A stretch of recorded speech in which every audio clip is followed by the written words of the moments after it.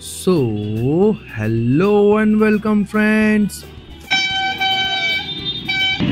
তাড়াতাড়ি মাখো না, সারাদিন লাগাবে নাকি? শখের blogger, Hangla Riders and travel হক সিরিজের আরও একটি নতুন ভিডিওতে সকলকে ওয়েলকাম।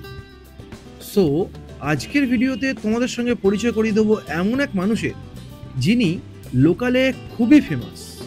ভবানী দা আমাদের এলাকার সবচেয়ে ফেমাস ফুচকাওয়ালা, যার ফুচকাকে ভালোবাসে এলাকার 8 থেকে 80 সকলেই, সে স্কুল পড়ুয়া হোক বা পথ চলতি মানুষ। ভবানীদার সঙ্গে পরিচয় আজ প্রায় 14 থেকে 15 বছর, সেই স্কুল লাইফ থেকে। ভবানী ফুচকা সাইজ দিন দিন ছোট হয়ে যাচ্ছে।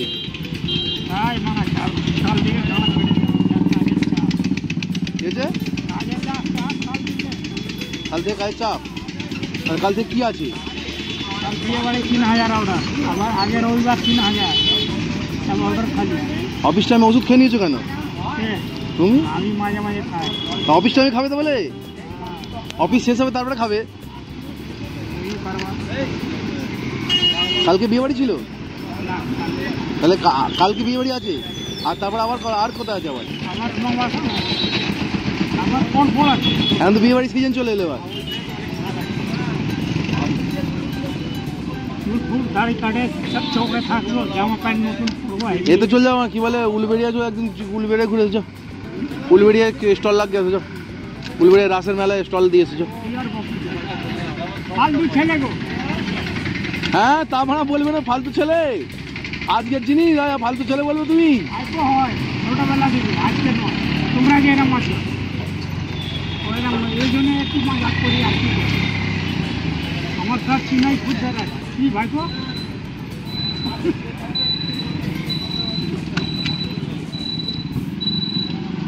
ভবানী পুরনো ফুচকাওয়ালা অনেক।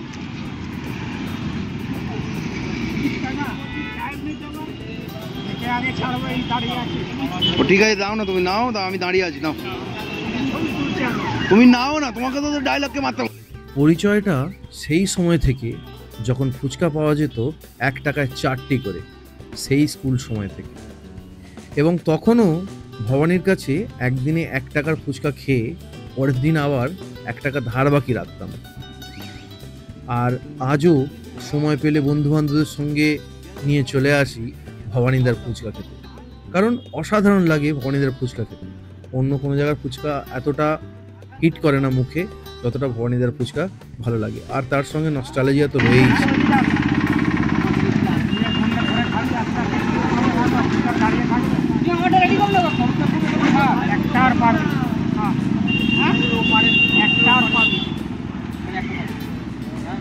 গুনিছিস কতগুলো দিয়েছে?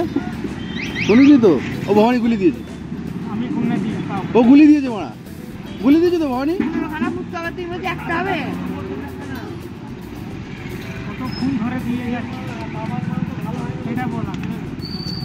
ভবানী ঘেঁটে দিয়েছে, গুলিয়ে দিয়েছে।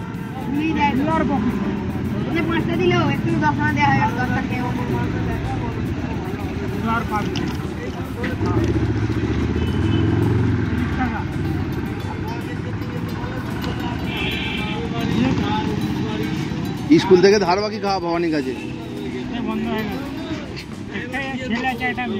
কে? এবং ভবানীর সঙ্গে এত পুরনো পরিচয় হওয়ার জন্যই মাঝে মাঝে যখন ভবানীদের কাছে আসি, ভবানীদের পিছনে লাগে, একটু ইয়ার্কি করি। আর সেটা ভবানীদা নিজেও এনজয় করে, ভালোভাবেই নেয়। আজ পর্যন্ত 14-15 বছর যতদিন মানুষটাকে দেখছি, একই রকম রয়ে গেছে, পাল্টায়নি। একই রকম দেখতে, আর স্বভাব চরিত্র একই রকম রয়ে গেছে।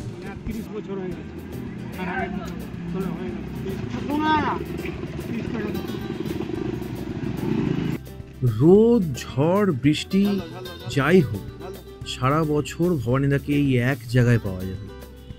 আর দেখা হলেই মুখে সেই অকৃত্রিম হাসি, যার মধ্যে নেই কোনো চালাকি, আছে শুধুমাত্র সরলতা, সহজতা আর ভালোবাসা। শুধু জল দেবে, টক জল দেবে না কিছু, শুধু জল খাওয়াবে? না